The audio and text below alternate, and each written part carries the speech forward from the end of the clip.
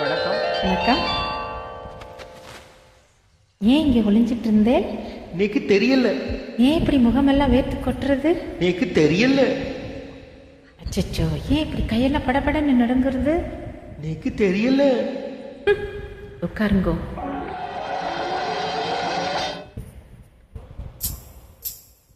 Vietnam வீடு. பாலக்காட்டு பக்கத்திலே ஒரு அப்பாவி ராஜா, அவர் பழக்கத்திலே குழந்தையை போல ஒரு அம்மாஞ்சி ராஜா.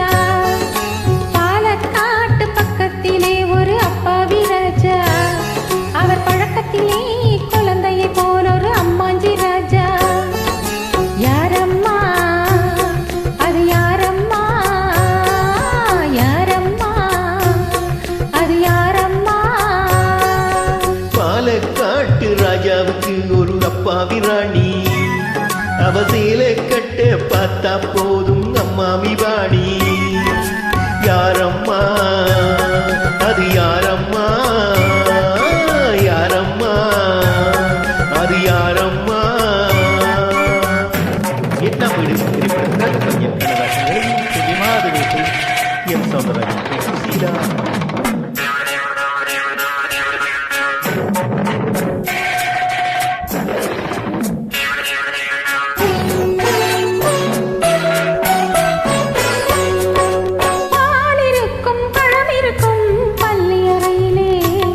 அந்த பாப்பாவுக்கும் ராஜாவுக்கும் சாந்தி முகூர்த்தம்.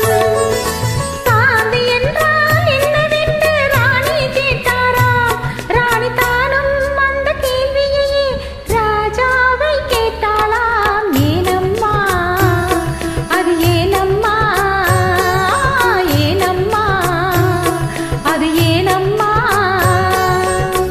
அவர் படித்த புத்தகத்தில் சாந்தி இல்லையே, இந்த அனுபவத்தை சொல்லித்தர பள்ளி இல்லையே, கவிதையிலும் கலைகளிலும் பழக்கமில்லையே, அவர் காதலிக்க நேற்று வரை ஒருத்தி இல்லையே.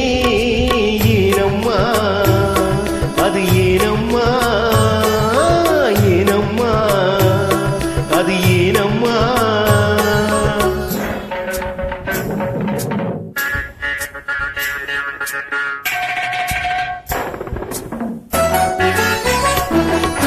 பூக்களிலே வண்டுறங்கும் பொய்கையை கண்டாரா? தேவி பூஜையிலே ஈஸ்வரனின் பள்ளியை கண்டாரா? மரக்கிளையில் அணிலிரண்டு ஆடிடக் கண்டாரா? ராஜா மனசுக்குள்ளே புதியதொரு அனுபவம் கொண்டாரா? ஏனம்மா அது ஏனம்மா, ஏனம்மா அது ஏனம்மா? பரமசிவன் சக்தியையோர் பாதியில் வைத்தார், அந்த பரமகுரு 2 பக்கம் தேவியை வைத்தார். பாற்கடலில் மாதவனோ பக்கத்தில் வைத்தார், ராஜா பத்மநாபன் ராணியை தன் நெஞ்சினில் வைத்தார். யாரம்மா அது நானம்மா, யாரம்மா அது நானம்மா? பாலக்காட்டு பக்கத்திலே ஒரு அப்பாவி ராஜா, அவர் பழக்கத்திலே குழந்தையை போல ஒரு அம்மாஞ்சி ராஜா. பாலக்காட்டு ராஜாவுக்கு ஒரு அப்பாவி ராணி, அவ சேலை கட்ட பார்த்தா போதும் அம்மாமி வாணி. யாரம்மா அது யாரம்மா, யாரம்மா அது யாரம்மா? தேங்க்யூ, நன்றி.